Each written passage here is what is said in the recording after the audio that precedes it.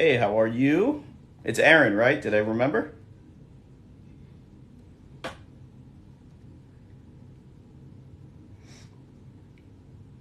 We'll just give it a couple of minutes or a couple seconds here. Checking something real quick, and we're gonna talk about some fatigue, which affects a lot of us. And I don't know. So I'm going live here at 9 o'clock, obviously here on the East Coast. I know you guys aren't all in the Eastern time zone, but on Twitter, Facebook, and Instagram, we actually do these chats live there as well. So if you're on Twitter, give me a follow or search the hashtag ChatMS, and there's a private Facebook group as well named hashtag ChatMS. So if you would like to join that, you can chat at 7, and then it's amazing how like each of these platforms, are different. I don't know, just different groups of people with MS, which is really cool just to be able to share those experiences and things like that. So we'll get a couple seconds. We're going to talk about fatigue. And actually, there's one thing I want to talk about before fatigue, but we'll get into that here in a couple seconds when everybody's there. So, or when more people join, I guess. But once again, pardon me. This is only the second or third time I guess I've done this. Not too familiar or not too comfortable yet. I'm doing live, so I'll ramble a lot and all that stuff. But we're here to learn, right? We're here to learn about your experiences with MS, or maybe if you just happen to hop on the live and you don't know what MS is, just join and hang out. There's a great community, just great people here that are sharing their experiences, and we're here to kind of help each other out. So feel free to stay and join in and things like that. But so before we get into the chat, just remember I am not a doctor.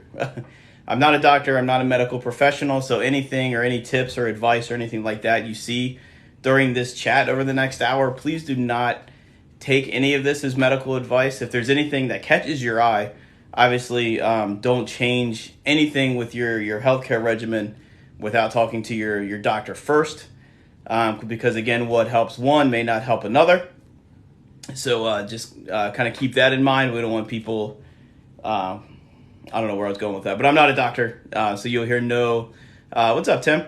You'll hear no medical advice. So again, don't make any medical changes based on what you may read or hear or anything like that this evening. Please talk to your doctors first. But before we get into fatigue, which does affect a lot of people with MS, in fact, up to 80% of people with MS have fatigue. I know I've done a couple videos on fatigue. Actually, if you look at my second or third video ever. Kind of goes into a little bit more fatigue, but like I just said, up to 80% of the people with MS have some sort of fatigue or have experienced some sort of fatigue, and it can be the leading cause for somebody with MS having to quit work because they just can't make it through the work day. And it's one of those things that are tricky too because you can't see fatigue, right? How do you explain to your work, right? How do you explain to your employer that, hey, maybe I can't do this anymore, and it's just because I'm fatigued, and maybe they'll come back, and maybe you guys have been in this situation. So again, we're here to share our experiences, but, they might come back and be like, well, maybe you should get more sleep at night, or, well, you look fine to me, right? So those are kind of the things that we put up with MS, and a lot of invisible symptoms, right, that are out there that can affect so many people, and it's hard to explain that, right? It's like that saying that says you don't get it unless you get it, but one of the first things I wanted to talk about, and I'm actually going to steal this real quick. So as we were going through the Twitter chat, I saw a tweet, and the website was MS News Today, or Multiple Sclerosis News Today, and they released a link, and the link says, because I'm sure this is going to get a lot of traction and scare a lot of people, but the headline says, and I know this is going to be backwards, but I don't know if you can see it, but it says, I can't read it backwards. It says, MS is tied to a 75% increased risk of mortality in a U.S. study. And I saw that, and I'm like, wait, what? Because all the prior studies say MS is not a death sentence, right? With the modern treatments and things like that today, there's no decreased risk in like life expectancy and things like that. And you see all these studies and all these articles that come out there, and that mention, hey, with all these new treatments, or if you get on a high efficiency treatment up front or anything like that, like it, obviously it does wonders. But so this article says MS tied to 75% increased risk of mortality. So I started to read into this article, and it talks about comparing people with MS to the general population. And in a nutshell, it talks about, I guess, how people with MS can develop other conditions, maybe such as pneumonia or things like that, maybe a little bit easier due to their lower immune system than maybe people in the general population. And from what I could gather, that's kind of what this article was talking about. So since I was on Twitter anyway, I did tweet a couple of neurologists that are out there, and you hear me mention Dr. Aaron Bosser all the time, Dr. Brandon Bieber, and Dr. Barry Singer. But Dr. Singer replied, and he replied with this, and I'm going to read his tweet right now, which is why I have the laptop. I'm going to catch up with some comments real quick.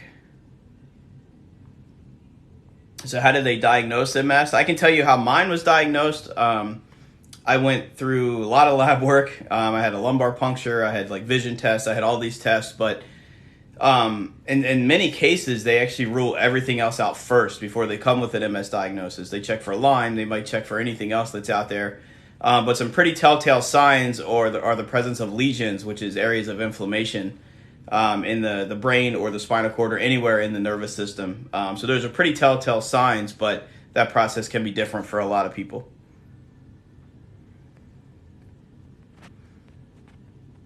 Pain is so extreme in my muscles, getting atrophy. Yeah, a lot of times when you have pain, it's hard to move, right? My son's dad died. I'm so sorry to hear that.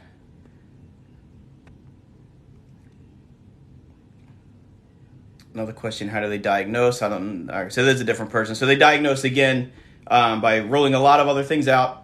And then pretty telltale sign is some lesions on MRI results, and plus symptoms management, and just having a lot of discussions with your neurologist and things like that. But so where I was going with this is you see a lot of articles now. MS itself cannot kill you. Like, you're not going to die from MS, but you'll die with MS. That being said, there are people that have died due to complications of MS, and you see that all the time because, again, there is that greater risk of other things occurring, such as pneumonia or, just different things like that. But so I asked Dr. Singer about this article that said, about the 75% higher risk of mortality, and this is what he said. I'm going to read the tweet, and then I'll put the laptop back here, and we'll get to talking about fatigue. But it says the average age of death was 65.2 years among people with MS and 67.6 years among people without MS. So there is, a 2-year difference, 2.5-year difference in that in regards to whatever study he looked at. But he said this recent study looked at 23,000 adults aged 45 to 79, but only 120 of those people had MS. He said this title is misleading and unnecessarily upsetting, in my opinion. So it was really cool to hear his opinion regarding that, because obviously if anybody sees an article that says, hey, you have a 75% chance or higher chance of mortality, what is that going to do besides cause panic, right? That's the last thing we need, is to cause panic. So anyway, so let's get to talking about fatigue. I just wanted to kind of address that first, because I'm sure it seems like there's positive news and then there's negative news, but seems like negative news seems to kind of travel faster, right? I think we all can agree with that, but nope. Hang on, having some difficulties.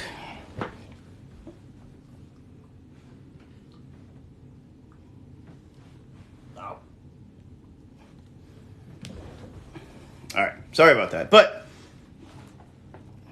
when I was diagnosed, I thought it was a death sentence. I know better now. Yeah, and that, there's so many misconceptions out there about this disease, right? A lot of people I found have heard of MS, may not know exactly what it is, and you'll probably hear me say that a million times over as we do this each and every week. But there's a lot of questions out there, and then maybe years ago that risk was even higher than it is now. But I do believe with all these new advancements in treatments and things like that, I mean, there's huge, what word am I looking for? There's huge advances or huge progress that has been made, right, in regards to managing this disease. So let's talk about fatigue. And I know a lot of us experience it. I know I've heard a lot of feedback on fatigue just with some of the videos I posted. Had some symptoms in my eye 4 years before diagnosis. Okay. So a lot of people have optic neuritis is actually one of the first reported symptoms. I have POTS, fatigue. Yeah, so fatigue is not just limited to MS, right? A fatigue can affect so many different people with chronic illnesses, you know, kind of across the board. And it's amazing how there's so many autoimmune conditions out there that mimic each other, right? So it's you know, somebody asked how's it diagnosed, and you know, it's amazing a lot of the symptoms that are shared between all the chronic illnesses. So a lot of these things with fatigue. So if you're hanging around, I would love to hear your experiences too. Hate fatigue, always at like 50%. Yeah, your battery's never charged, right? No matter how long you keep it on the charger. But so you guys already kind of answered my first question, so I'm going to go ahead and advance this. I still need to get a better setup here. So the first question, I actually have 10 questions, and I don't know if you can see that or not. Hopefully you can see that. But it says up to 80% of people with MS will experience some sort of fatigue. And in fact, fatigue is a large contributor of people having to leave the workforce. So the question is, do you experience any severity of fatigue, or have you experienced any severity of fatigue along your MS journey, no matter how long you've been diagnosed? Maybe there's some newly diagnosed, maybe there's some people that have been diagnosed for quite a while. I'm coming up on 10 years, actually here in a few months in November. And I will say I've definitely noticed more days with fatigue now than I did back when I was diagnosed. I can't say it's anything that's like a daily basis necessarily, but I definitely have noticed there are times that it has gotten worse, I guess, over the 10 years. So fatigue definitely worse in the summer. Now, is that because of the heat, do you think, or because you're more active, or... Because I believe, if I remember, I can't remember, were you in Texas? I might be getting you confused with somebody else. So if I am, I apologize. A lot of fatigue the older I get.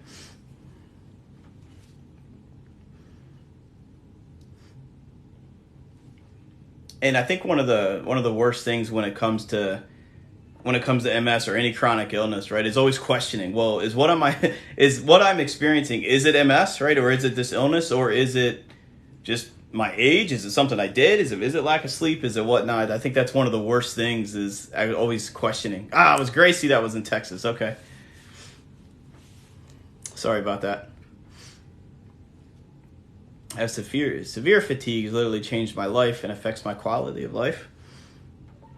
Okay, thank you for following me on Instagram, by the way.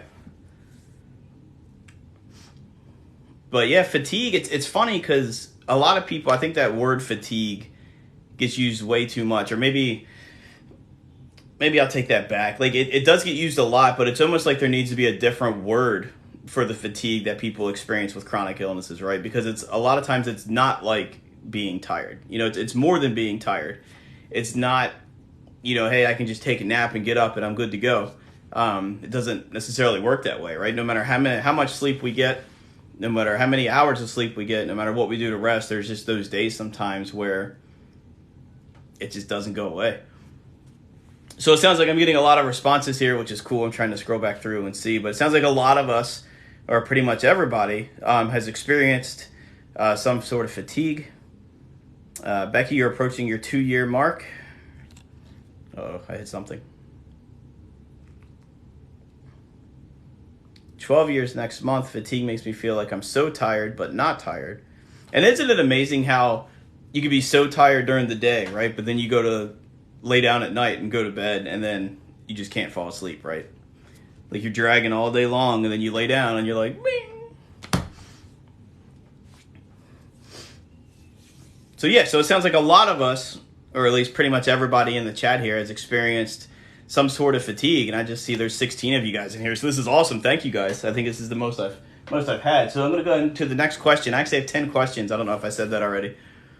But question number 2, and we just kind of talked about this, but MS fatigue or fatigue with chronic illnesses is more than just being tired, right? So if you had to answer this question, say you had a quiz or a test, or you had to fill out a form, or maybe you're at your doctor's office and they're saying, well, tell me what you feel, but how would you describe the fatigue you experience? Or better yet, if you were to draw a picture of how you feel when you're fatigued, like what would that picture look like? Like, how would you describe fatigue to somebody else who may just be like, oh, I'm tired too, or I get tired all the time, or maybe you need to get more sleep. You know, there's just days where like fatigue, you wake up, yeah, you're tired, but sometimes it just takes all the energy you have just to get out of bed, right? You know, you get out of bed and you're already exhausted, or you get a shower and you're already exhausted. Weighing 500 pounds, a chain holding me down. People think we're lazy, yeah. Moving triggers endorphins, helps with fatigue. Yeah, I've heard different people say, you know, they go to the gym and then, you know, obviously they're fatigued when they first go to the gym, but the more they push through it, it's actually helped with their fatigue. It takes hours just to try to get going. Yeah, walking in quicksand, that's another one I hear all the time too. There's a picture, somebody just said about chains, like tying them down. I remember there's a picture, and I think I shared it once, but it almost looked like the old ball and chain was attached to their arms and their feet as they're trying to walk away. And it's just like, you just don't have the energy to move, you know, let alone, you know, so you can't just take a nap and wake up and be all better. All better. I'm really stumbling today. I don't describe anymore because that's what people say. Yeah, I'm too tired. That's what helps me. Yeah. You know, and it's funny because I think that's another difficult thing when it comes to this disease, because people will ask questions, how are you feeling? And then you go to tell them, but then it's almost like, and in some cases, like they hear you, but they don't hear you, if that makes any sense. Hey, Danielle, how are you? You know, that's why, you know, some people, you know, with chronic illnesses, you know, they may be feeling absolutely terrible, having like such a rough day. And then all of a sudden they'd be like, hey, how you feeling? And they're like, oh, I'm doing great. Right? When really they're just struggling, right? So there's so many different, ape being told just nap and you'll be fine, right? Yeah, just get more sleep. You'll be good, right? You know, maybe you need to go to bed earlier. Maybe you need to you know, just set a rhythm. And again, maybe that works for some people. I'm not completely discounting everything. Maybe that works for some people. Maybe it doesn't. Hey, I don't say anything. I'm always fine. Don't want to hear their me too. Yeah. There's a lot of me too's. People I know, they try to sympathize, and I know obviously it's not like with negative intentions, at least in some cases. But it's sometimes exhausting, right? To try to explain yourself over and over and over and over and over again sometimes. I made videos about I'm fine. Yeah, it's so it's easy, right? You kind of avoid those conversations. Yoga, bounce on a trampoline. Actually, speaking of yoga, there's some really good yoga programs out there actually for people with MS or chronic illnesses, and I think there's an account you can follow, and I don't know if they have a TikTok or not, but I know they have one on Instagram and Twitter, and I'm sure you can Google them. I don't know if they have a Facebook page or not, but Yoga Moves MS is a good one. There's actually a DVD. Remember DVDs if you have a DVD player. But there's an MS Yoga. Oh, look at that. You just MS Yoga DVD, and I lost it. Okay, I was just getting ready to talk about that. But they used to give these DVDs out at like the MS walks and MS events and things like that.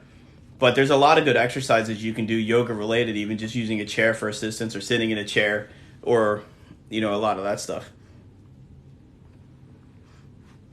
Swimming would help. Swimming is actually really good for people with MS. And there's a couple of reasons for that. One, it's easier on the joints and easier on the movement of your body and things like that. But two, if the pool is cold, it helps you stay cooler, right? Because a lot of people can't handle the heat. So therefore the water in the pool being cooler helps keep that body temperature down, and you're able to do so much more.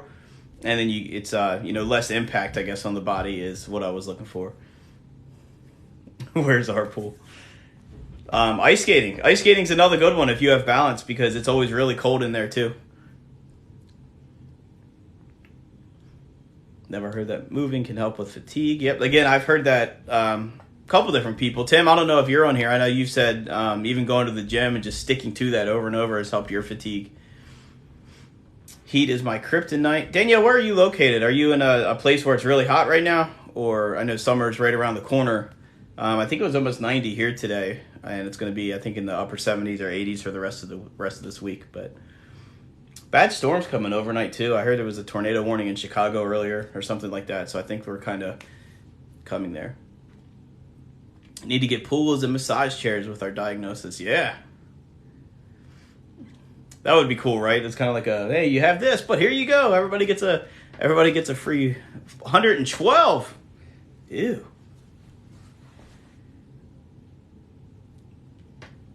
I'm actually okay in the heat myself. When it's real humid, I definitely feel a lot, but in the cold, I definitely get so much more achy and things like that for sure. So thankfully, I'm okay in the heat.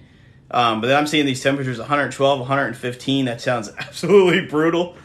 Rhode Island, summers are hot and humid. Okay, so you're a little north of me, and we've definitely been getting some humidity here in Maryland. But especially, was it last week? Last weekend or 2 weeks ago, it was so humid. It was terrible. Oh, Tim, I missed you. Hang on.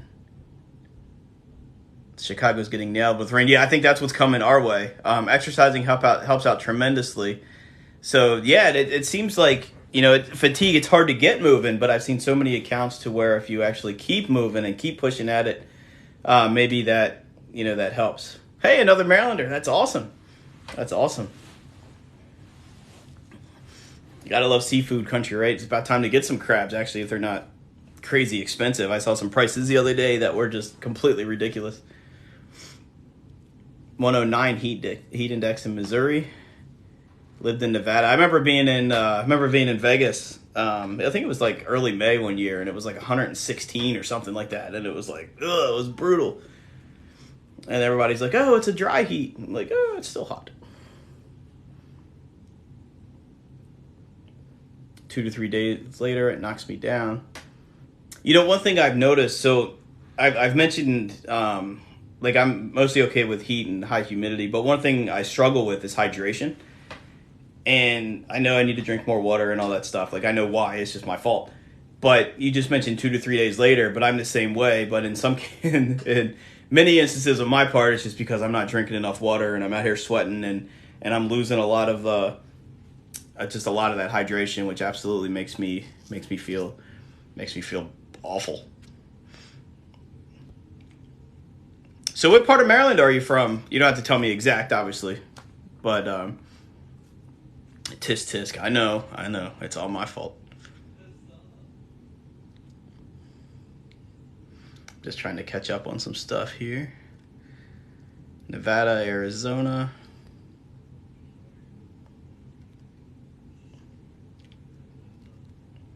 Need a cooling vest just to do the errands. Yeah, absolutely. Isn't it amazing that the cooling vests, I mean, it's awesome technology that's out there, and they just keep getting better as well. See, all right, Liquid IV. I've heard of that. I don't even know where I've seen it. Is that something you have to get online?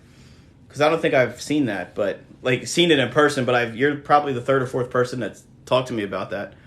And like for bike rides and things like that. Like I'm planning on riding 100 miles on my bike here in just a couple weeks.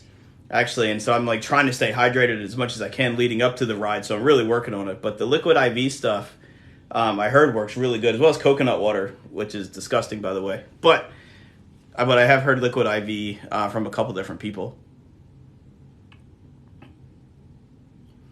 And yeah, I'm afraid to drink too much. Yeah, absolutely. I'll be in the bathroom every like 30 seconds. Need to stay hydrated at work. And it's funny because sometimes at work, like I'll be really good on hydration, and then I'll have like a big meeting at work, and to where it's like a 2-hour meeting, and then I'm like, oh, well, I can't drink water that day. I can't. It's like my meeting. I'm presenting, right? So I can't leave every 5 minutes to go use the bathroom. So Walmart does sell Liquid IV. Okay. What part of the store is that in, if you don't mind me asking? Costco has it.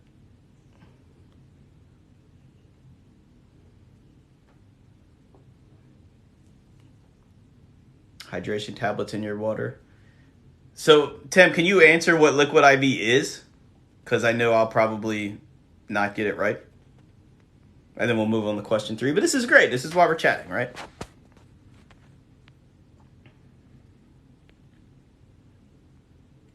So it's by all the sports drinks. Okay. So kind of where like the what's the electrolyte stuff? Mio, like buy that stuff where you can put in the water and things like that.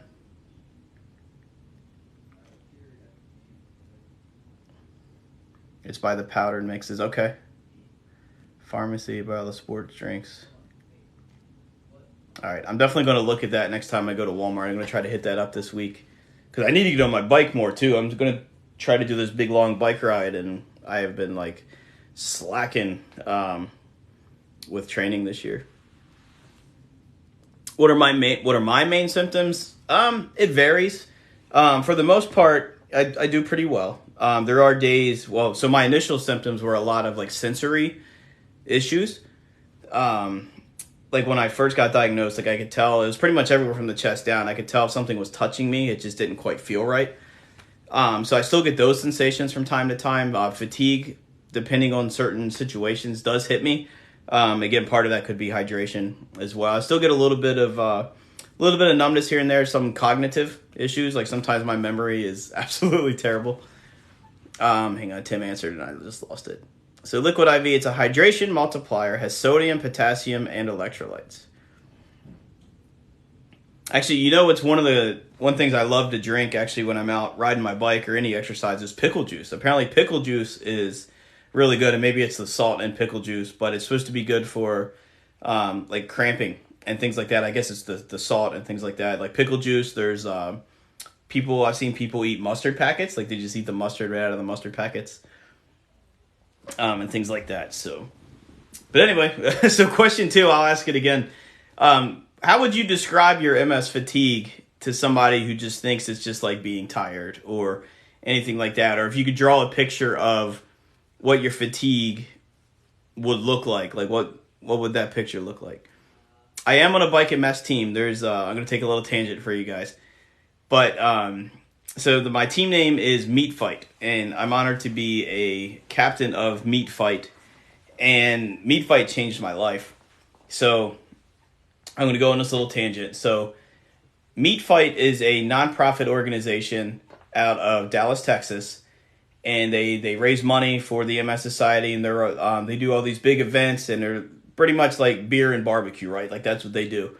And they have what they call every year a Meat Fight 1K. And I know like a 5K is 3 miles, so I don't know what 1K would be, but it's pretty much just one big giant party.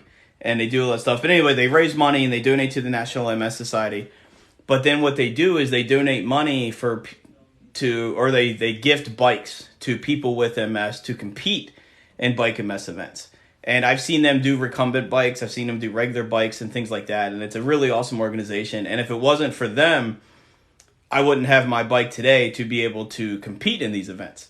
So it's meatfight.com if you ever want to check it out. But they give you everything to get started. You have to fill out an application. You have to, I believe, ride in a ride within 6 months. But I was able to get my bike, my helmet, my water bottles, pretty much everything I needed to get started. They were always contacting me, helping me train, helping me get signed up for events and things like that. And it's such an amazing organization. So I'm honored to be the team captain of their team. Pretty much every Bike MS event across the country is going to have a Meat Fight team. And obviously their big event, they call it their Mothership Ride, again, is down in Dallas, Texas. But I'm riding on the Eastern Shore here in Maryland, down in Easton. I don't know if you're familiar with that or have been to maybe Ocean City, Maryland, which is not too far from that. But the plan is to do 100 miles on Saturday. Never done it. And then Sunday, they do another 30 or a 50-mile ride. So my ultimate goal, even if I can't get it done this year, is to do a total of 150 miles in a weekend on a bike. And that's a lot. That's probably, 8 to 10 hours on a bike seat. My butt's going to be hurting probably for a few days. My legs will be screaming. And, there's a lot of motivation behind that. One, not only for myself, because I started volunteering at these events. That's one of the things I started doing when I first got diagnosed, is to volunteer at like bike or at walk events and bike events and things like that. And I remember telling Tracy, telling my wife, look, I'm going to get a bike. And I know these bikes are expensive. And I'm like, I'm going to do that. And then we'd go back and volunteer the next year. And I'm like, I'm going to do that. I'm going to get a bike. And sure enough, like again, meatfight.com. They're very awesome people. And so I was able to get my bike. And obviously, you start training low. But 100 miles, yeah, it sounds crazy. I don't know if I can do it, but we're going to try. And, just the motivation out there just for, just being able to do it, just to, in spite of having this disease. And there's a lot of people with MS that ride. And then just riding for people who can't, right, that want to be there. And just, that's what the community is all about. I'm a recipient of donations from a Bike MS team in my area. Awesome. So do you ride then? Are you on a bike team? I did do, so I have not been, you did bike day. I did do a ride last year in New Jersey. I guess they called it a century. I guess it was 100 miles, but it ended up being a little bit short of that, but still it was a huge accomplishment. And it took everything out of me. I was literally like 4 miles left from the finish line, and I was done. Like I could barely walk. I was done, but I took a little break and had some people there pushing me through it, and I was able to do it, which was cool. It was awesome.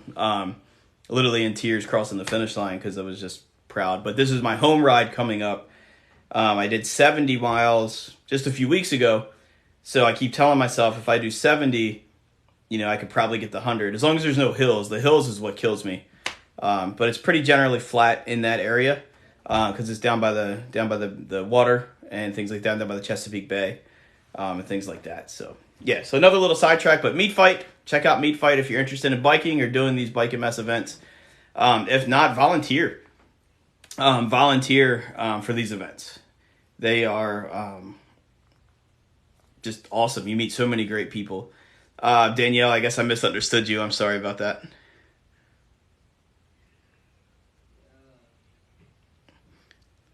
Was it 70 during my birthday? So I did. Will you take us on your journey a bit? I should actually. Actually, when I'm out there and taking rest stops, maybe I'll go live and just kind of keep everybody posted as we're out there. That'd be kind of fun. And actually, what I would love to do, and I don't have one, but I'd love to get like a GoPro or something just to kind of like record the whole thing and be able to upload that. But maybe I do. Maybe I'll check in and record some videos and add it to my story, or maybe even go live on some of the breaks and things like that. And we'll see. So the 70-mile ride. So on my birthday ride, I did 40. So I did 40 miles for 40 years, and then I guess it was 2 weeks after that I did 70, and I adjusted some things with the gears on my bike that was to where it was a little less. What word am I looking for? A little less strenuous, I guess, on my legs. So it's all about like finding what gears work for you. So that was in a lower gear to where my legs were spinning faster, but my muscles weren't being used as much, I guess. I was going to get you a GoPro, but you wanted an Xbox. There it is, I guess, priorities. So Tracy's here. Say hi to Tracy, everybody. She keeps me in line. But as of right now, hey, the Xbox is getting more use than a GoPro would. So there's that, I guess, right?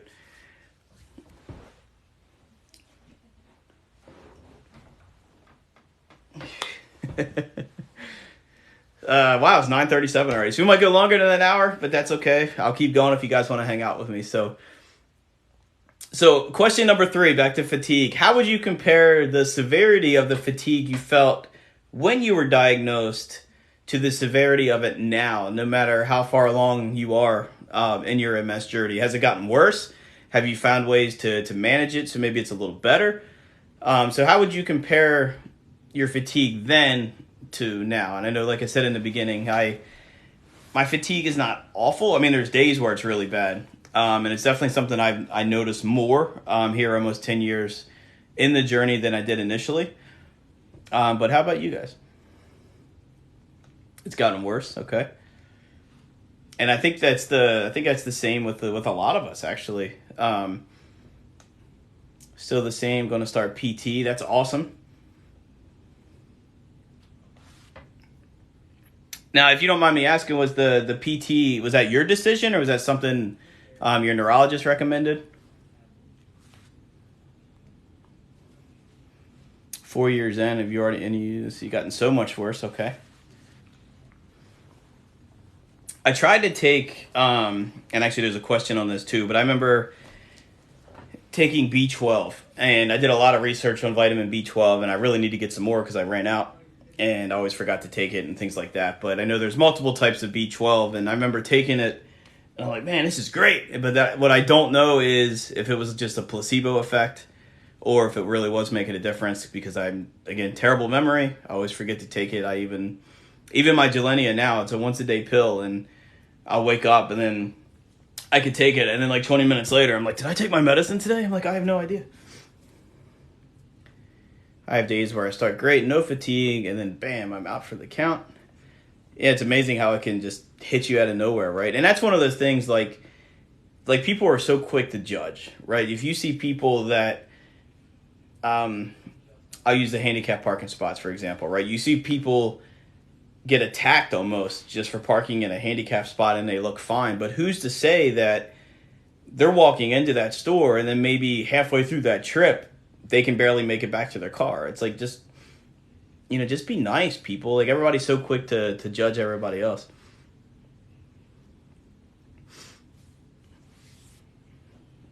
I heard somebody say back to that, say, hey, you can have my handicap parking space if you take my MS with it too, right? Have you ever heard that or even said that?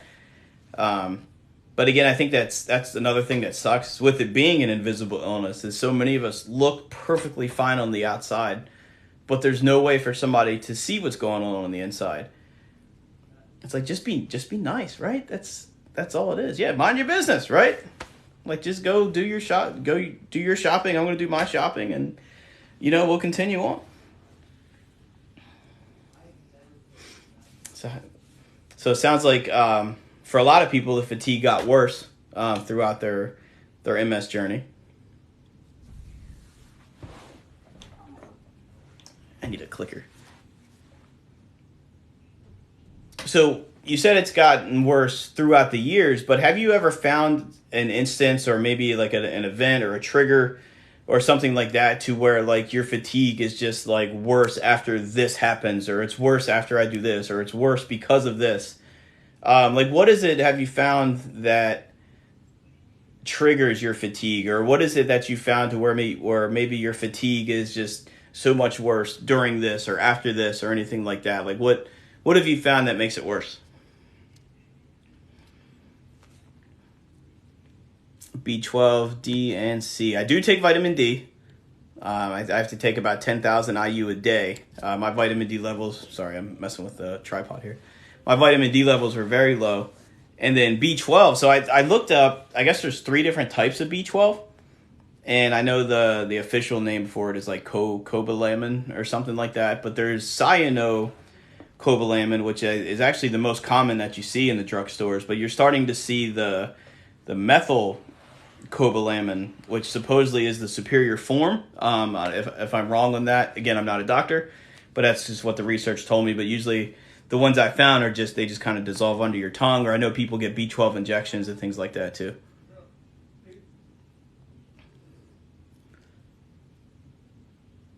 Your best friend decided to leave you because of my illness. Oh, I hate hearing stories like that.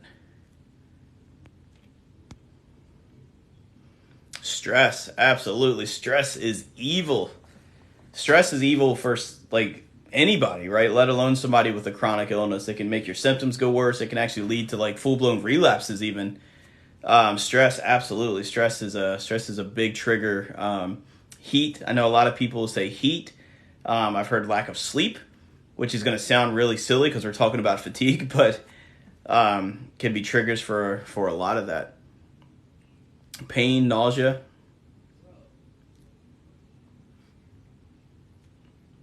Heat, lack of sleep. Hey, Jenny, how are you? Happy belated birthday, by the way.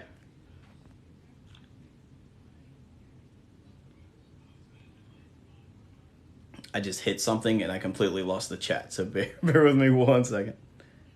No, there we go. So work gets hard sometimes. So I'm assuming, obviously you work out at least some port in the heat or in some place that is hot. But Stress-filled weekend, and I'm still in my pajamas from yesterday. Yeah, there you go. I heard, I heard, like if you go out and you do something, and then the next day or two you're really going to kind of be paying the price for that. I've heard that termed as paying the MS tax.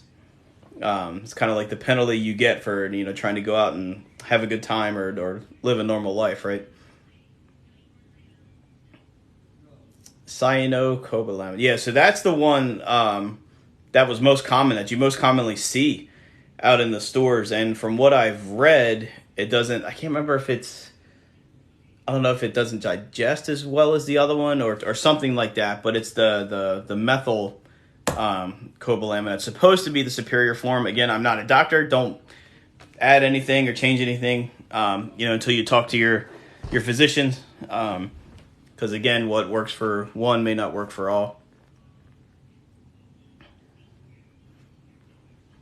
Oh, okay. So so the temperature is even like multiplied, right, where you work. So yeah, that's brutal.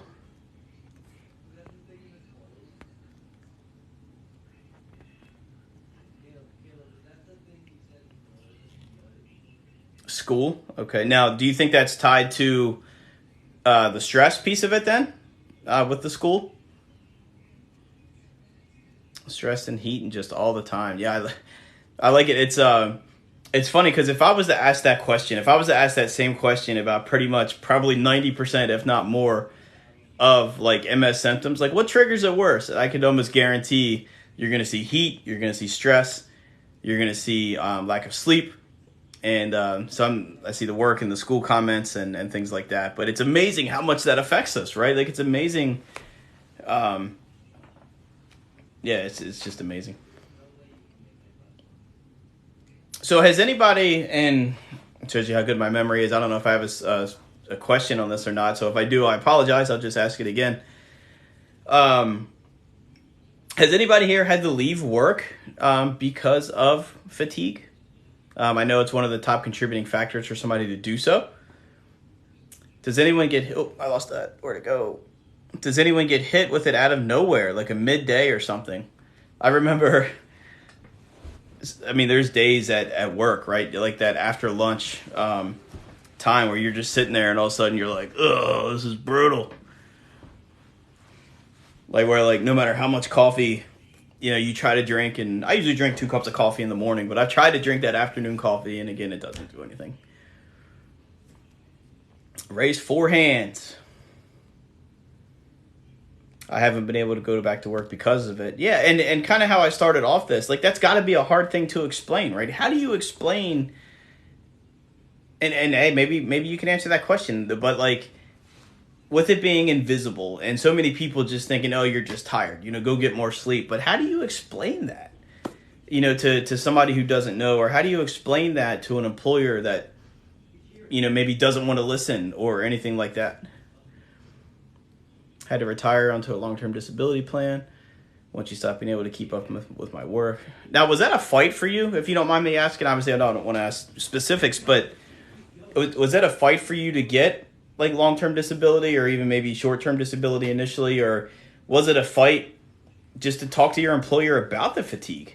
Whether it was your boss or HR or anything like that. Like, was it a fight?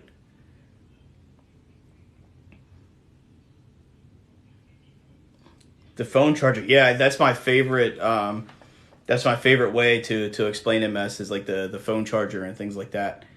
You need a good disability lawyer, yeah, that's why they're out there. But unfortunately, it's like, and it's a shame because you hear so many times that even with disability lawyers, like people have to go multiple times to try to get approved for disability, and they still get denied. And it's like, what more can I do?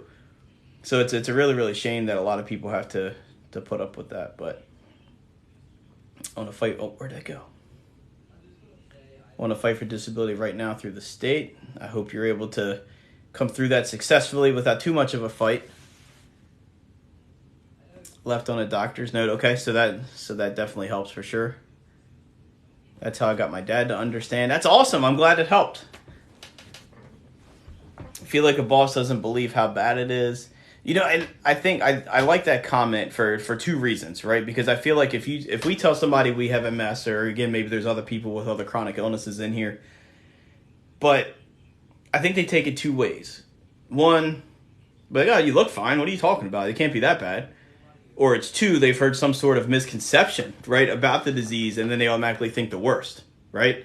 You know, they automatically think, oh, well, you're not going to be able to do your job, or you're going to be in a wheelchair, or you're not going to be able to do this, right? Like, it's almost like they either go from 0 to like 100 real quick, and in a lot of cases. Sorry, guys, I keep pausing just because I'm trying to go back through. You guys are awesome with all these comments and everything, so I appreciate you guys hanging out with me today and just kind of chatting. Sorry I haven't been able to do this over the past couple weeks. Found so many MS warriors. Yeah, it's amazing. I always said I'm not glad to have this disease, but I'm thankful to be diagnosed at a time where social media is here, so we can talk to each other.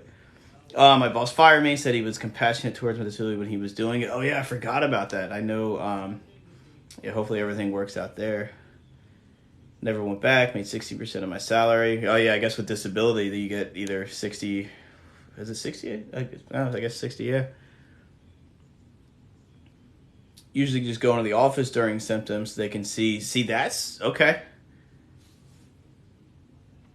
Actually, is there anybody in here that maybe their place of employment, if you are able to work, is there anybody in here that your employer does not know about your MS diagnosis? I'm literally talking with like half my face on the screen. Sorry, guys.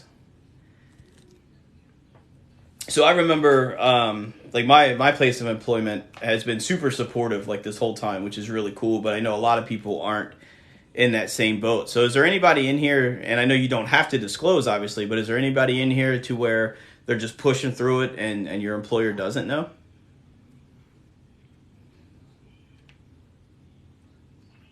Gotta love the spoon theory.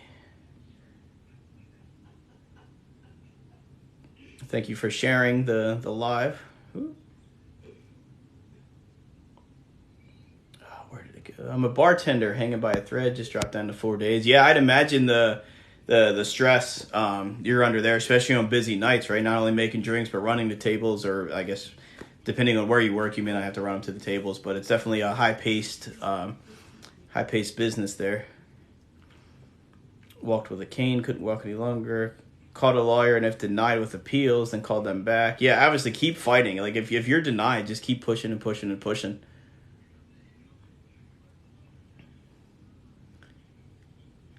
My job knows, I let them know. As I say, I'm fine. Yeah, that goes back to just kind of saying you're fine, right? When people ask to us.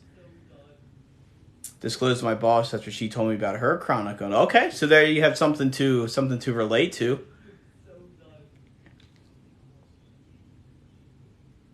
Wondering how long I have with my vision getting worse.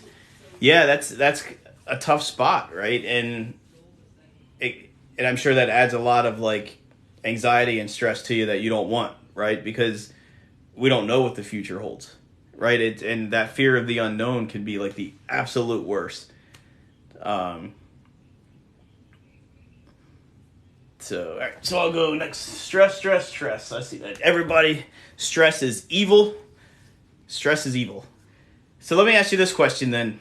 So stress is a huge trigger for fatigue and probably 95% of our MS symptoms. But have you guys found anything that helped? Have you found anything that helped with your fatigue? Maybe it either lessens the severity or lessens the frequency, or maybe even stops it from occurring altogether. I know we just kind of talked a little bit about moving, right? Or just staying moving, and it releases those endorphins. I'm stumbling so bad. Releases those endorphins or things like that helps with fatigue. Caffeine, where are my caffeine lovers at? Raise your hand for caffeine. But yeah, there's even those days where caffeine doesn't necessarily always work too. So haven't found anything. I'm too stressed. Hey-o. Everybody's caffeine. So what's the favorite caffeine drink? Is it just coffee? What is it? Is it one of those fancy like Starbucks that has like 18 names? Amenadine. Gotta love Dunkin'. Chai tea lattes. Did that say the beach? Where did that go? Water like beach or a pool, and caffeine is always in for the day. I walk even when I don't feel like it. Yeah, keep moving, right? Tiki energy. I don't think I've ever had that. Gym therapy. There you go. Herbal remedies. That helps you with fatigue. Diet Coke. Do a Monster. You know, I can't drink. Well, I've never even attempted a Monster, actually. When Red Bull, when Red Bull first started coming around, I would drink Red Bull, and not a lot, just here and there, but I started to get like heart flutters, and it scared the crap out of me. And then, so I waited a little bit, and then I was like, let me try it again, try to figure out what that was. And I tried to drink another Red Bull, and again, I felt like my heart was like skipping a beat. So ever since then, I will not touch an energy drink like a Red Bull or a Monster or anything like that, because I don't know what that was, but I do not want to go through that again. That was pretty scary. Caffeine interferes with my meds. Okay. Got to get the high test, though. Energy drinks make me throw up. I can't do energy drinks anymore. You know, when I see people drink energy drinks, that's all I can think about, right? Is my heart, like palpitations and things like that. But this one kid at work used to come in, and he would get there at 8, and literally by 8:30, he would go through like 3 Monsters, like 3 of them in a half hour. I'm like, dude, your heart is gonna explode. Because the TV helps when I get where I give my move on. So that's awesome. That helps. Take Modafinil. I probably just said that wrong. Yeah, 3. He would drink 3 Monsters in a matter of like a half hour in the morning. And I don't know. He said it worked, but he still looked just as tired as he did when he came in. But I can't do it. You know, I like I said, I don't even want to attempt it because of like how Red Bull made my heart bounce so much. Oh, you had the heart flutter too. Okay. It's a weird feeling, isn't it? It's almost like your heart is skipping. How long do you think you had MS before you were officially diagnosed? Ryan, what's up, dude? Good to hear from you, man. It's a good question. You know, I do think about that all the time. I remember being in high school, and nothing like real crazy symptoms, but I remember being in high school and like I'd get a shower, be like washing my hair, and there'd be like a numb patch like on the back of my head. And I wouldn't think anything of it, you know, I'm just a kid, but like other than that, like I'm not sure. I don't recall like anything severe coming up or anything like that. I know maybe a few months before I started having my symptoms, I was out in Vegas, and I think I told this story last time. And I was out there for a work conference, and I walked outside of the hotel. And as soon as I walked outside, it felt like I walked through like a misting tent or something, where it felt like I just had like cold mist like all over me.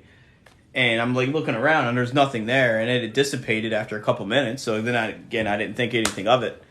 But I'm not sure. I know there's probably a lot of people here that remember some symptoms when they were younger and things like that. But outside of the weird like numbness spots or things like that, I don't have anything that I can think of anyway. Maybe there's something and I'm just forgetting, but I'm not 100% sure.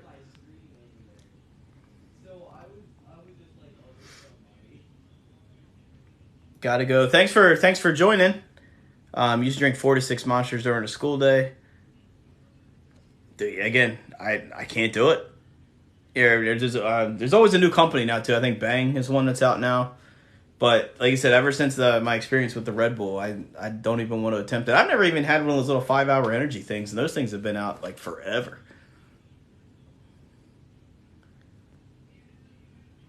Was diagnosed years ago with fibro. My MS specialist now thinks it was MS all along. So that's interesting. So again, a lot of conditions can mimic each other.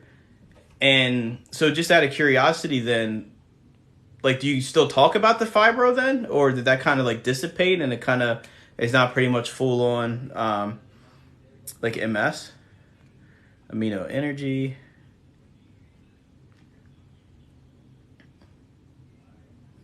Bang is wicked. Again, I wouldn't know. I had one once and never had it again. But you do the pre-workout stuff, right? Doesn't that like kind of give you a nice little jolt? We don't acknowledge the fibro. Okay. What was it that made him think fibro anyway? Was it pain that you were going through? Again, I know I'm off topic and we're already been an hour, but this is cool though. Like you're kind of hanging out, but yeah, I don't like. I see all these energy drinks, and again, I have no desire to ever do that. Okay, so it was pain. Tried the Bang Sour. It was good. Crippling pain. So caffeine. It seems like that's everybody's go-to then, right? It's caffeine when you're fatigued. It's caffeine. But hey, even if it works or even if it doesn't, you still gotta have it, right? You gotta have the caffeine.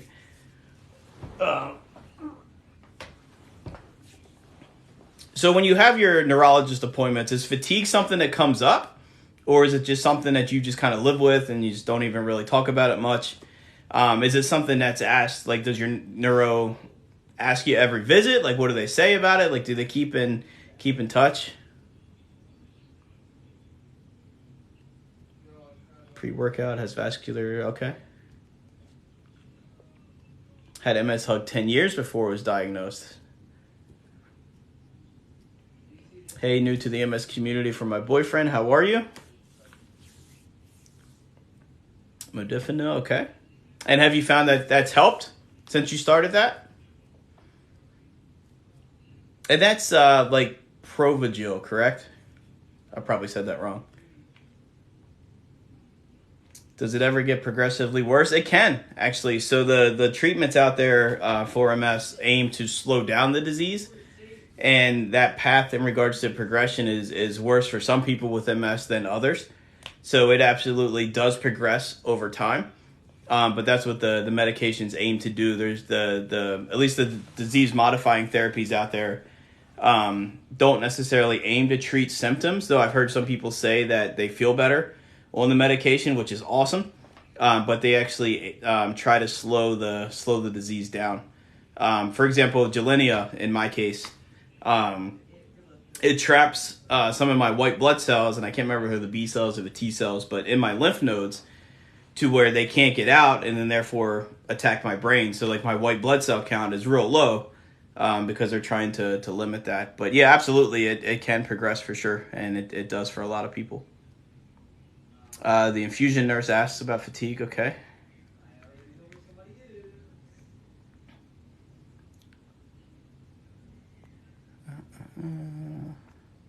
We're having the fatigue conversation. Oh, where'd it go? You guys are awesome. Thank you for all these comments. Having the fatigue conversation now, waiting on the next appointment in 6 weeks. Okay. That'll be here before we know it. Do you ever find when you have a doctor's appointment so far out, you come up with all these questions and you're like, I don't need to write it down. I'll remember. And then you go to the office and you're like, any questions? And you're like, nope, I'm good. And then you get out to your car and you're like, ah. Might get started on beta blockers for the POTS, making sure I'm active. Provigil, because I don't want to be tolerant to it. That's interesting. So you can get tolerant to that then. And I guess anybody can get tolerant to anything, but... Oh, there's another one. Okay, Provigil too, it doesn't work anymore. So, okay, so I guess you can get tolerant to that too. Anybody here from Houston with MS? Is anybody else here from Houston? I haven't seen Gracie tonight. I know she was from Texas, but I don't know what part. I even write notes and leave them at home. Gotta love that, right? We tried, right? You get points for trying on that one, I guess. Washington State, okay. Have I ever been bedridden? I have not. I went to the hospital for my first flare-up, but that was just an ER. I wasn't admitted or anything like that. But people with MS do absolutely... had to be admitted and get steroids and things like that, depending on how severe their attacks are. Types them out on my phone, forgets about it. So I'm not the only one. So Danielle, you used the portal thing, right? Hey, Lena, how are you? So you use the patient portal, and I think that's awesome because I do that a lot too. I've noticed that it's quicker for me to use the patient portal, and again, if you're not, I'm sorry for misunderstanding you again, but like I use the patient portal just to email, or to, I guess it emails them, and either him or his nurse or whatever actually usually gets back to me fairly quickly, and it's a lot easier than calling and leaving voicemails and things like that. Have a question. What about bowel movements? I have not had any issues with my bowels. I do know it can affect it. MS can absolutely affect the bowels. It can affect the bladder, and many things like that. It can affect like urgency, incontinence, things like that. It could be hesitancy to go and things like that. And so yeah, it does happen. I know it's embarrassing to talk about, but it can absolutely happen. Never really took the time to understand MS. I'm glad you could answer. Dude, anytime, man. Text me, dude. How you been? Hope everything's good. Patient portal is a lifesaver because I hate talking to people. I love that.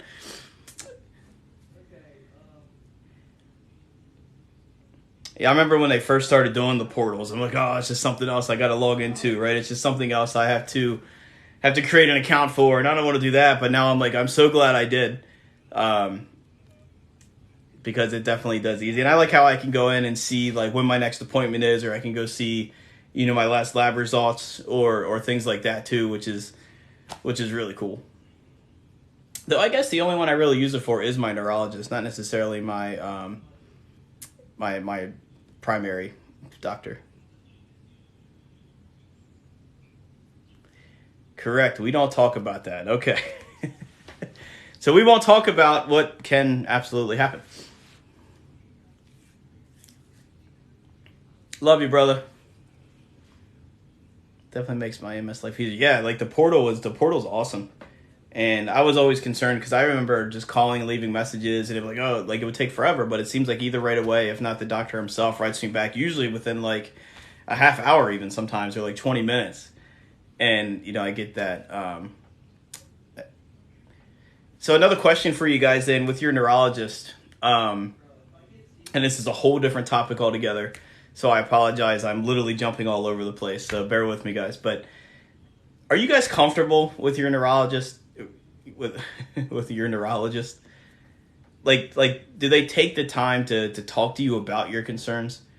And I asked that because my first neurologist, I think you've heard my story, but my first neurologist, back when I was real confused and like asking questions, well, maybe it could be Lyme disease, or maybe it could be this, maybe it could be that.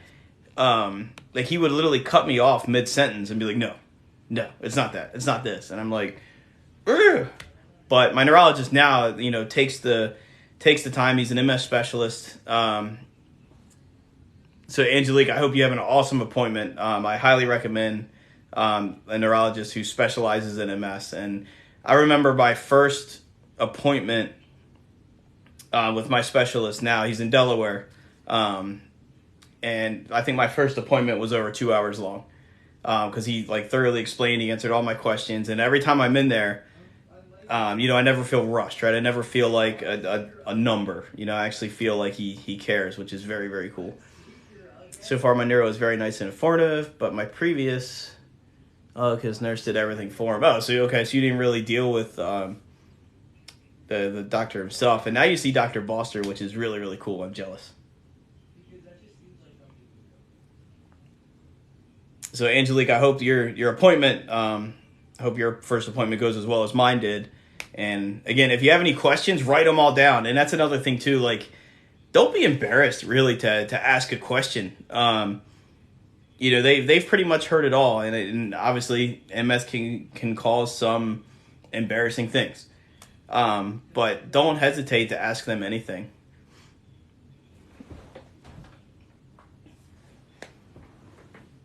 So we know fatigue comes up, and it happens sometimes out of nowhere. But have you ever had to cancel plans or events or reschedule events just because you just couldn't do it, right?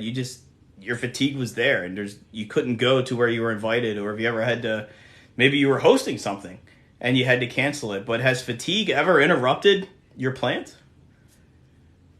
July 8th, can't get here quick enough for my next infusion and first meeting with Dr. Boster. That's only a couple weeks away. And so that's exciting. Yeah, I hope your infusion goes well. So many plans.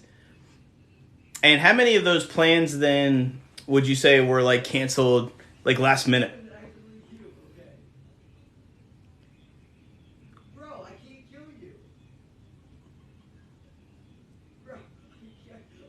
I can tell when he's having a bad day. You mean lie about something.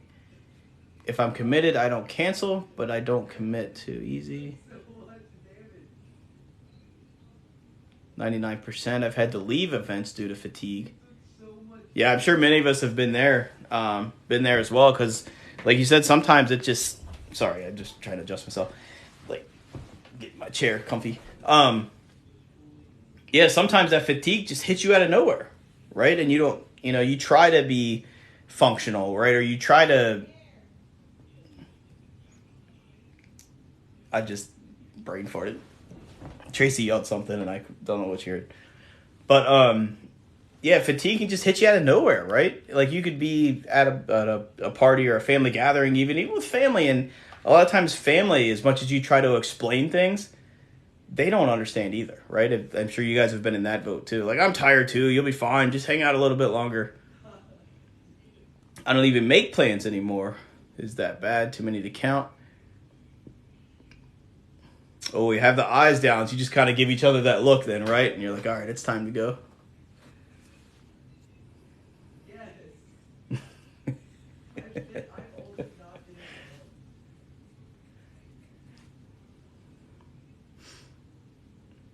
Sometimes I knock out and wake up hours later, and the commitment is passed entirely. There you go.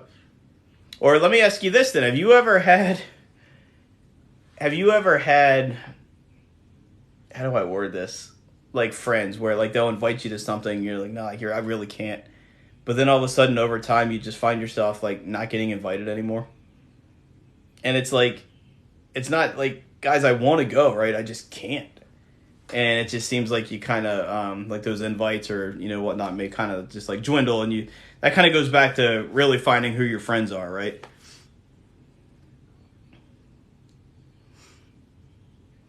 Family doesn't get it. Your hair was a mess.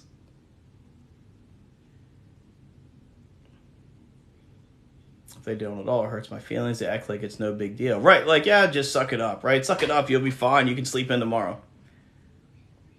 Boyfriend doesn't like going out. Is that because of fatigue, or is that just because of, like, any symptoms he's experiencing in general? Or when I talk about it, they change the subject. Yeah, that too. Had to make a whole new Facebook today. Stay tuned for the invite. I still never got that thing you said you tagged me in. I don't know what that was about. And I don't know if that was in the chat group or some other place, but I never got that. Fatigue and his balance. Okay. Found I have no friends. That's not true because you have every single one of us in this chat today. We're all your friends. Need to eat. Thanks for joining. I think it's already been over an hour. I'm just going to keep going. But yeah, thank you for joining in. Again, we'll just keep, we'll keep doing this, as much as I can every week. Try to stick to a schedule at least. But hey, we're all your friends now, right? I can't tell if it's because I moved to another state, but my friends from New York stopped reaching out. Yeah, and it's a shame, right? Some people, some people you could have been friends with for years, right? And then all of a sudden they just kind of disappear. Should have a certain diet. Again, that's not a question I can answer because I'm not a medical professional. I've heard so many people, and you guys can probably chime in to where diet. Obviously having a good diet is beneficial to anybody, but there are so many people that do see benefits from certain diets, whether it's paleo or there's the Wales protocol, or even just switching to all veggie based diets. So some people have great success with that. Some people don't. Obviously, I can't recommend one thing or another, but I'm sure some people here can share what helped them and maybe it didn't or whatnot. But there's nothing, I guess, that has been scientifically stated to, hey, this is the best thing to do and this is going to do this or this or that. But absolutely having a healthy diet does help a lot of people. Told my friend I was in the ER, started a new job, completely ignored the ER response. Ugh.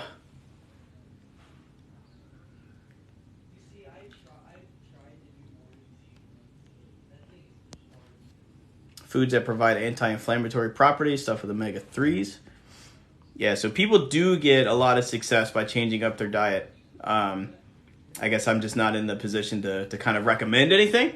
Again, I'm not a doctor or a medical professional or anything like that, but people do see great success with changing their diets. I will say, actually, before I change that, Tim turned me onto the documentary called Forks Over Knives. So that's a good one to watch if you're interested in some information there. So it's on Amazon Prime, I believe it was, but definitely check that one out. And there was another one he recommended, and I can't think of it right now, but there's definitely some good documentaries out there on switching to like plant-based diets and things like that.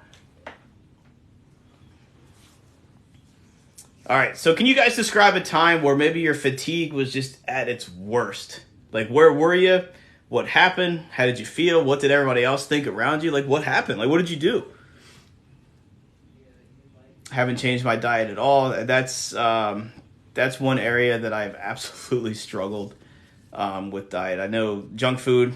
Yep, the Little Debbie snack cakes are my downfall. Like I'm not a big like sweets eat or like candy or ice cream or anything like that. But if there's like the Little Debbie snack cakes in the house, yeah. What the health? Yes. Okay, both of you guys said it. Okay. My fatigue comes and goes for only a day or two at a time, but is that even MS related? I wish we had the answer to that question for everything that goes on with us, right? Because it seems like everything that happens, it's like, oh, is it MS? Is it not? Um, I guess the answer to that is I'm not sure. Obviously, I hope it's not, just because obviously we don't want MS symptoms. But I have noticed. I was talking about hydration earlier. I have noticed my fatigue does get real bad if I've gone, like they say, a few days without drinking a lot of water. So I know dehydration can actually mimics like different symptoms, like MS symptoms, such as fatigue or brain fog, cognitive issues, things like that too. Yeah, zebra cakes. I see the Christmas tree cakes are just like the zebra cakes. I'm telling you, the zebra cakes, the Swiss rolls, anything Little Debbie makes. Yeah. Before I knew I had MS, couldn't get out of bed. My ex used to say, "What is wrong with you?" Ugh. That and I work for a snack food company, and yeah, that's not good either. I was at a family party, didn't drive, had to chase my son around. I had to tell my aunt, "Gotta go." Yeah, zebra.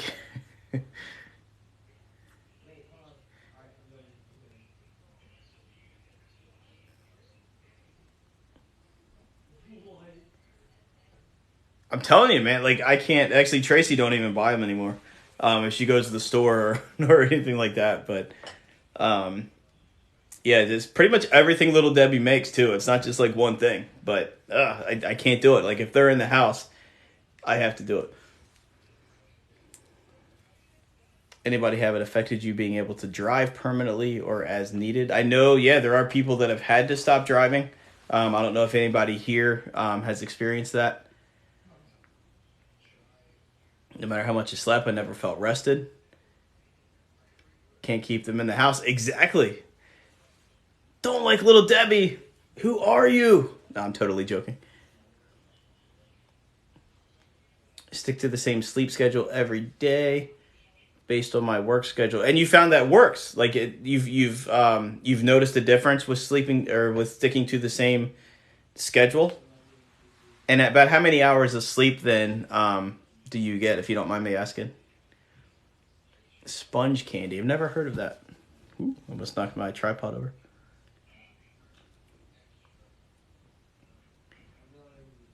Can't drive anymore due to vision. Angelique, thanks for joining.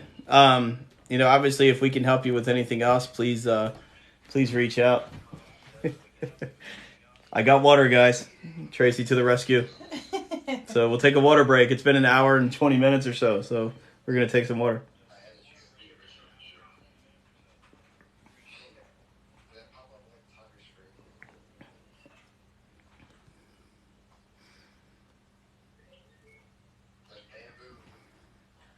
Even with my sleep machine, I'm still so tired. 11 p.m. to 8 a.m. Work 9 to 5:30. Okay. So awesome. I'm glad that's helped. That's good stuff.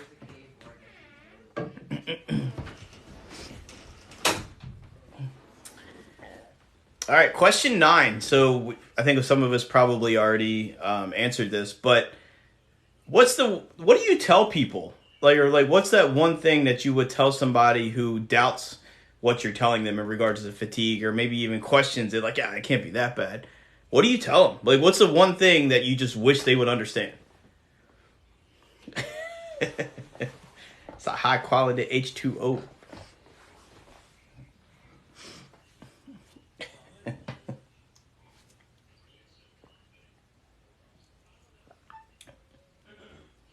Send out the water reminders. Everybody drink break.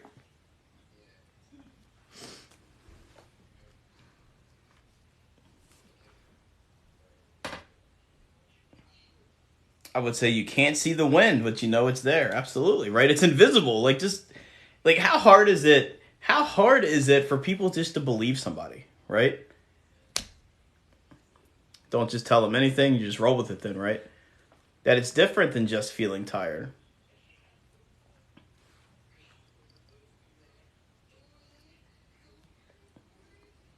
I like the wind. I can't see the wind, but you know it's there.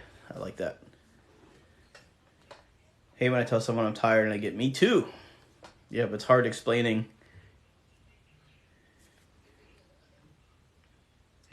You were good. No other comments needed. Normal people, please stop comparing yourself. It is not the same. Absolutely. And again, I think for some people, I don't know if they're trying to sympathize or whatnot. But yeah, sometimes it's like, no, just listen to us. Just listen to what I'm trying to say, right? There are more people faking being well than faking being sick. I like that. I like that comment there. Yeah, absolutely. It's funny because hang on, I have something in my eye. Everybody hears the comment, "You don't look sick," right? I think we've all kind of heard that, but for a lot of people, it takes a lot of work to not look sick, right? I do love that comment though. There are more people faking being well than faking being sick. That is awesome.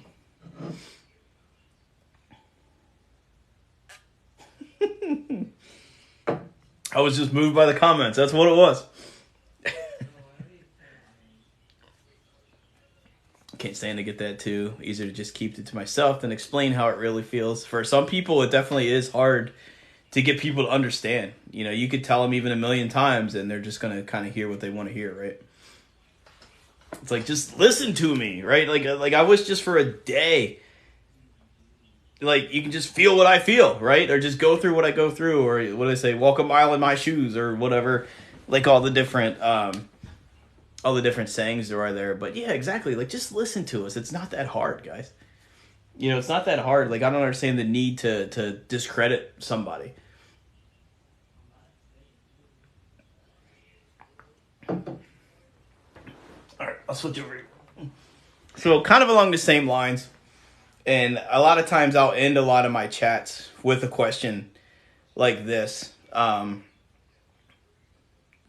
What tips or advice would you give to somebody out there, or maybe in this case, somebody who's newly diagnosed with MS, who may be starting to struggle with fatigue, and maybe looking for answers on, where do I go to try to find, how can I manage this, or what things can I do with this? Say somebody is newly diagnosed and they're just looking for answers on fatigue. Maybe that's their prominent symptom that they're experiencing. What advice would you give to that person? I always tell my husband that if only he could feel how I feel, even for a day. And so that reminds me. So I was talking about the bike event coming up, but prior to that, there used to be, we all have walk MS events around us, but there's an event that's called Challenge Walk MS. And what that was, there's actually still 2 events out there. I think one's in Cape Cod and one's in somewhere else, California. You're the expert on your body and the CEO of your health journey. Love yourself. Always love yourself. Always think like, I don't know if there's more comment, but yeah, you are the expert on your body, right? You know what's going on. Like, don't let, even doctors, right? Don't let doctors discredit you, right? You know what's going on. I remember I was told, like, right in the eyes, you're making this up. And it's like, why would I do that, right? Why would I make this up? Seek other MSers. We know more than anyone. Absolutely. Talking with you guys is what helped me accept this the most. And that's why we're here chatting right now, right? That's why, we're doing all this stuff. Slow down, accept it. It's hard, but once you do, it'll be easier to continue on. Absolutely. Where'd it go? Listen to your body. Know when to decline an event. I think it said, there it is. And listen to your body when you need to rest. Yeah, it's okay to say no sometimes, right? Like, it's okay to say no. You don't force more on you, a newcomer, and believe in your gut. Yeah, so there's the other part of that. Find your community, right? Find people that you can talk to, right? Don't let anybody discredit how you're feeling, right? It's very real, even if people can't see it or not. It's very real. It's a lot of trial and error. We all have to find what works for us. Absolutely. Like, it's everybody needs to find what works for them. Like, it goes out to that, back to that, it's a snowflake disease. Everybody's case with MS is different. We have to find what works for us. Reach out for support.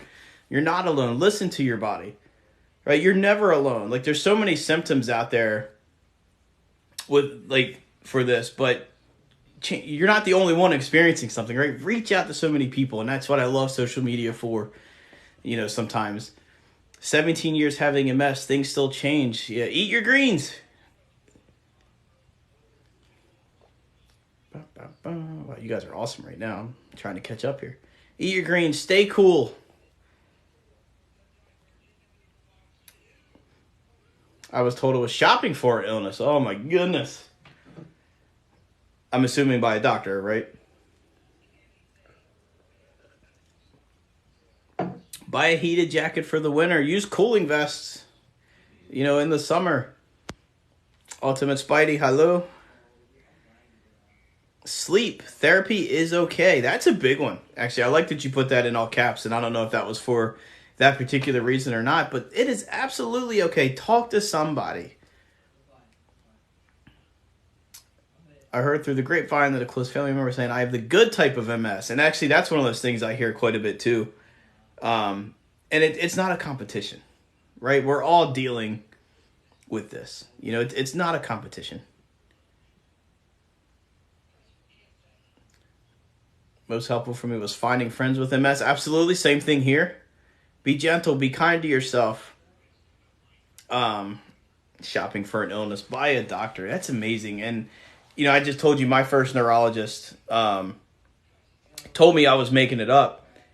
And that was coming up on 10 years ago now. Actually, yeah, so that was about 10 years ago now because it was before I was officially diagnosed. And I still hear to this day stories of people local to me by the same doctor that's still being told that. And I'm like, at this point, and again, I don't know how long he's been practicing or anything like that, but at this point, how can a doctor or a specialist, in this case, a neurologist who has knowledge of all of this stuff, how can they tell somebody that you're making it up, right? Or in your case, like, you're shopping for an illness. Like, how can they still say that? I don't understand. But that's why I always say that, somebody had to graduate at the bottom of the class, right? I always kind of make that joke. Oh, no, it's because I'm a therapist. Okay, there you go. Talk to Jenny. She'll hook you up.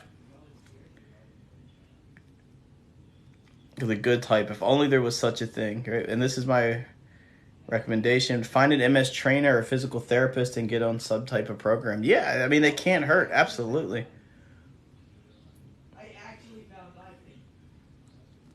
He lives under a rock. He must. Absolutely.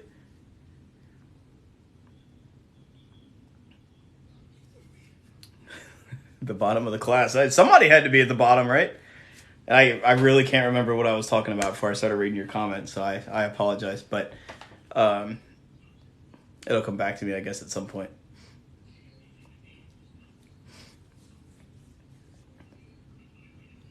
Memory issues, tripping and dropping things is okay. Right, yeah. Oh, you're doing that on purpose. Like, yeah, just quit dropping stuff. You'll be fine.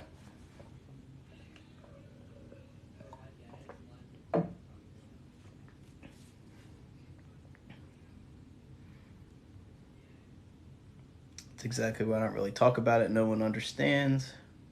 Yeah, it kind of goes back to that saying, like, no one gets it unless they get it, right? But that's why I think, visuals. Like somebody mentioned, I can't remember who it was, about like the phone charger comment on, oh, this is what MS actually is. Some days my body might work right, where some days it might not. But again, obviously, if there's people out there that truly don't want to understand, like no matter how much we try to get them to understand, they're never going to, right? Because they really have no interest in trying to do that. But it's funny though, because you're kind of planting seeds in a way. So I would do this fundraiser every year, and I would hand out Reese cups. Like I would put Reese cups on the table at this fundraiser, and because they're orange, and orange is the color of MS awareness. And in order to get into the Reese cup, you have to open it from the bottom, the little individual wrapped ones. But I would take like a label with like a little MS fact on it, and I would put it over the flap where you open it. So if they're going to eat that Reese cup, they're going to read something that has to do with MS, whether they actually take the time to read it or process it or not. But hey, it's there for them to look at, right? Like you're here for a fundraiser, you're going to learn something. I do everything I can to make you learn something.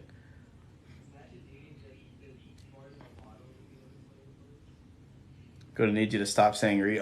We found Jenny's downfall. Good old Reese.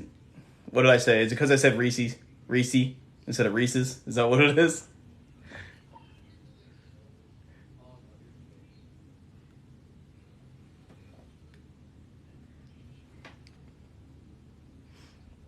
Is that what it is? Is it Reese's? All right, it's Reese. Sorry. Reese's cups does not just sound right. It doesn't sound right at all.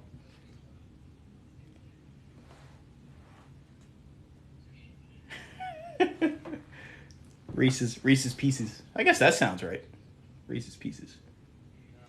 I love Reese's Pieces too, actually.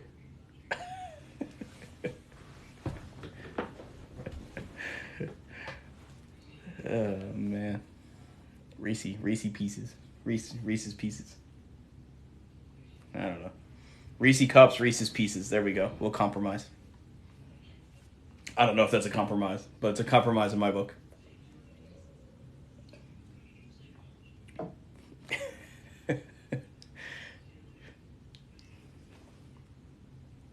Used to work I had to fight with. I was today. See, I'm not the only one. Reese's. And it's hilarious if you actually look at it. It's actually spelled Reese's. It might even have the little apostrophe in there, too. The Hershey.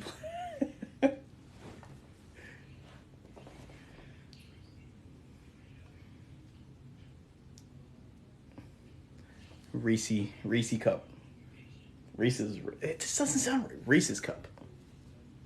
We used to go to Hershey Park, and the little guy running around dressed like a Reese cup. I don't know. Reese's cup. I'm gonna be thinking about that all night now. What'd they say?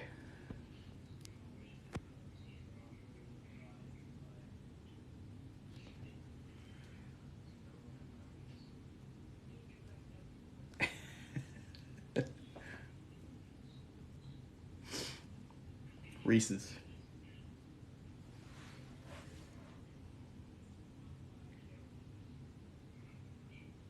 Yeah, there is an apostrophe, so it is Reese's.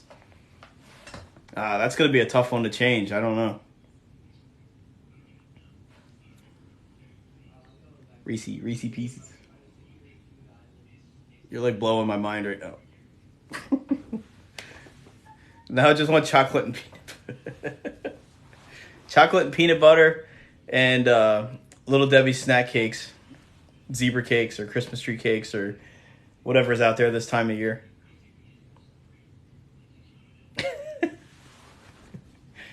I guess that's what happens when you talk for like an hour and a half, right? Like Reese's cups. But anyway, I used to do that. Ah, check this out.